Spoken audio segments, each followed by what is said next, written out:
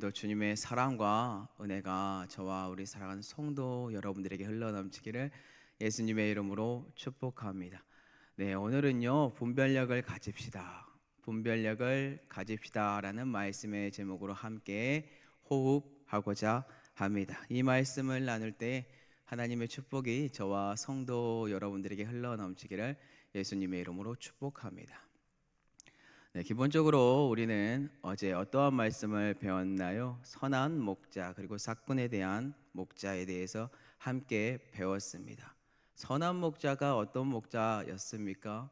자신의 것을 내어주는 목자, 자신의 목숨까지도 버릴 수 있는 목자. 구약에서 이 사람을 찾아보니까 어떤 사람이 있는지 한번 고민을 해보면요, 다윗이 있더라고요. 다윗이 사울 왕 앞에서 고백했던 말이 무엇인가요? 사자나 곰, 그가 내 양을 가지고 갔을 때 그의 입을 찢으면서까지 싸우면서까지 자신의 모든 것을 던지면서까지 가지고 왔었던 것, 그것을 고백을 하는 것을 보고 참 선한 목자에 대한 모습이 어떠한 모습인지 알 수 있겠구나. 신약에 와서는 자연스럽게 예수 그리스도 십자가라는 것을 쉽게 알 수 있습니다. 그러면 싹군 목자는 누구죠? 자신의 배를 채우는 목자겠죠. 양들을 버리는 목자, 외식하는 목자, 그러한 사람이라는 것을 우리는 배웠습니다. 자, 이러한 고백을 하면서 예수 그리스도의 말씀이 마무리가 되는 것처럼 보이지만 실질적으로 어떤 말씀이 계속해서 이어옵니까? 소경의 눈을 뜬 사건. 근데 실질적으로 안 좋은 무리들이, 반대하는 무리들이 이제부터 어떻게 물고 뜯는지, 분쟁하는지 분별력이 없이 살아가는 모습을 오늘 본문에서 함께 나누고자 합니다. 네, 안타깝게도 많은 무리들이 예수님을 분별하지 못하고 따르지 못했습니다.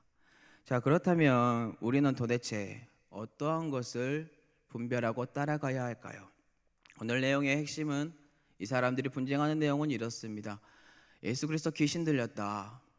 아니다, 귀신 들린 사람 아니다. 귀신 들린 사람이 어떻게 소경을 내어 쫓을 수 있느냐, 이런 말을 계속해서 주고받으면서 분쟁이 이루어졌다라는 것입니다. 자, 그렇다면은 오늘날 우리에게도 이게 적용이 될까요?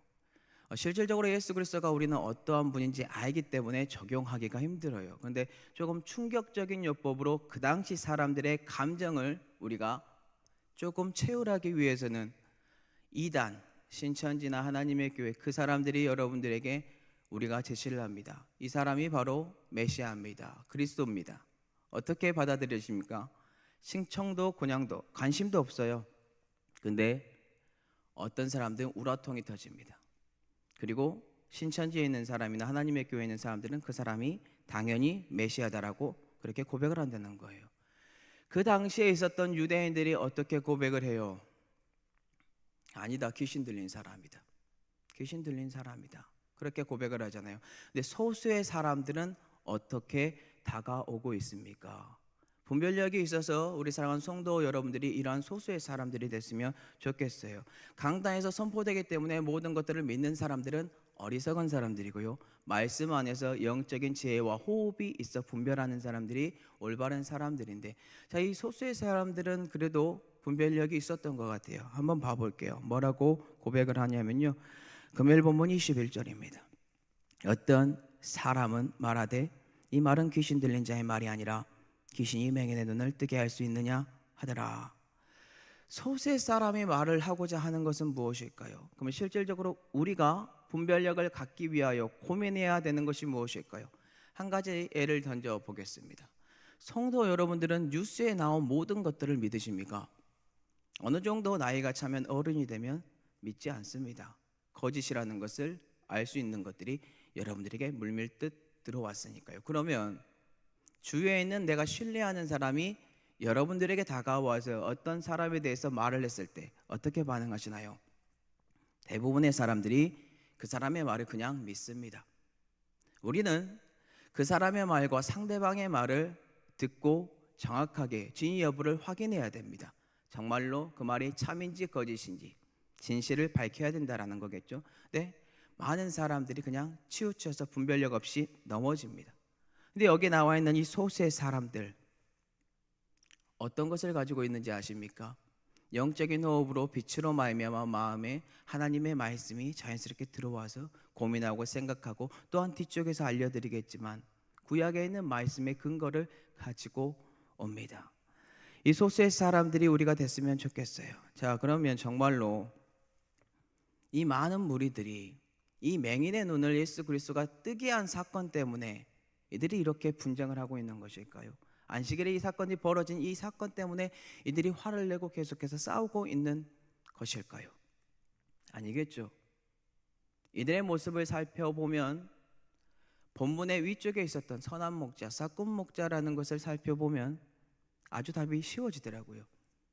이들은 자신의 배를 채우기 위하여 외식적인 모습으로 자신의 권력을 차지하기 위하여 자신의 발언권을 또한 지키기 위하여 그 자리를 차지하고 있는 사람들.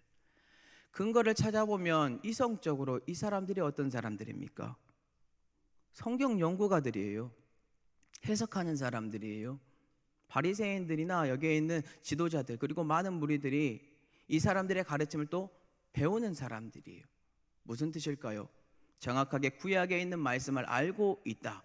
알고 있음에도 불구하고 이 사람들이 해석을 제대로 하지 않고 치우쳐서 자신의 욕심을 투여하였고, 어떻게 해서든지 예수 그리스도는 귀신 들린 사람이다, 이런 몰이를 합니다. 교회에서도 이런 사람들이 참 많아요. 이런 몰이를 해요. 분명히 입술을 지키고 마음을 지키고 생각을 지켜야 되는데 그러지 않아요. 주위에 있는 사람들에게 한 명 한 명, 그리고 나와 관계가 좋지 못했음에도 불구하고 이 사람이 나에게 득이 된다, 그 사람에게 말을 내서 데리고 옵니다. 이게 우리들의 모습이에요.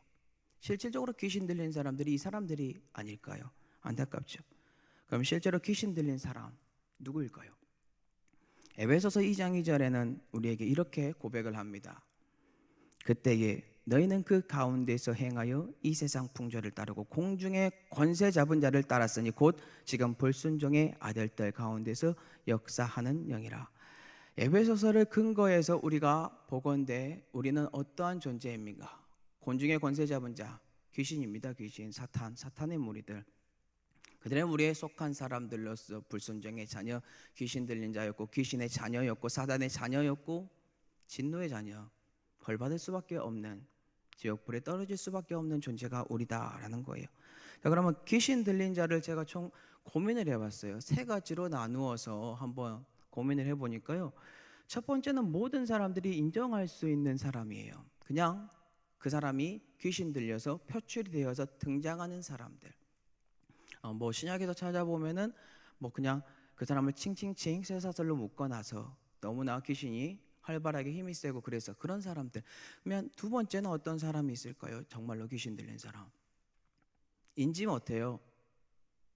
무슨 뜻일까요? 주님을 만나지 않은 사람들. 나라는 우상이, 그리고 내 안에 모든 여러 가지 들끓고 있는 거짓된 것들이 자리를 잡고 있어요. 내가 귀신 들렸다고? 나는 그냥 일반적인 사람인데. 근데 어쩌습니까? 사단의 자녀입니다. 자, 세 번째는 또 무엇이 있습니까?